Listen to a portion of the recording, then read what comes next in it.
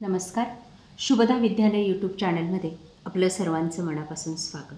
आज आपण इयत्ता 7वीच्या वर्गाचा विज्ञान विषयाचा तास घेणार आहोत आणि या तासाला आपण विज्ञानाची आकारिक मूल्यमापन चाचणी 1ची प्रश्नपत्रिका आपण उत्तरासहित सोडवणार आहोत. ही प्रश्नपत्रिका आपल्याला चालू शैक्षणिक वर्षासाठी नक्कीच उपयोगी ठरणारी आहे. यासारख्या इतर विषयांच्याही प्रश्नपत्रिका आपल्याला हव्या असतील तर डिस्क्रिप्शन बॉक्समध्ये दिलेली प्लेलिस्ट पहा. तत्पूर्वी मित्रांनो, आपण नवीन असाल, अजूनही चॅनलला आपण सबस्क्राईब केलं नसेल तर चॅनल सबस्क्राईब करून बेल आयकॉनवर क्लिक करा, म्हणजे नवीन व्हिडिओची नोटिफिकेशनसुद्धा आपल्यापर्यंत सहज पोहोचेल. इयत्ता 7वी विज्ञान घटक चाचणी प्रश्नपत्रिका उत्तरासहित गुण 20. प्रश्न पहिला, रिकाम्या जागी योग्य शब्द भरा. या ठिकाणी आपल्याला 3 रिकाम्या जागा दिलेल्या आहेत आणि त्यांची उत्तरंसुद्धा लिहून दाखवलेली आहेत. अचूक उत्तर लिहिण्यास आपल्याला 3 गुण हे मिळणार आहेत.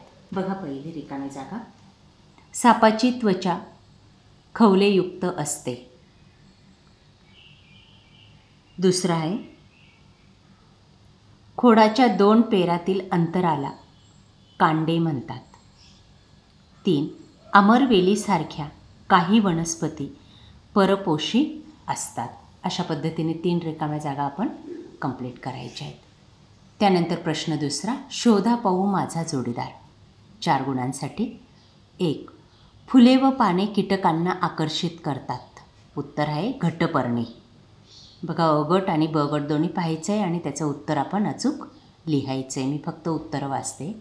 दुसरं, अन्नग्रहणासाठी चूषक मुळे असतात. अमरवेल.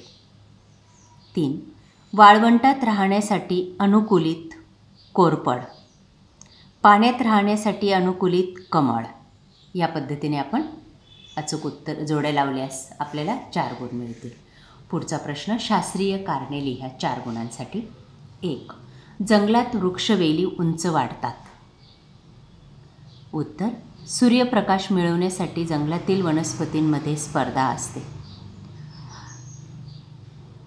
आणि म्हणूनच सूर्यप्रकाश मिळवण्यासाठी त्या उंच वाढतात.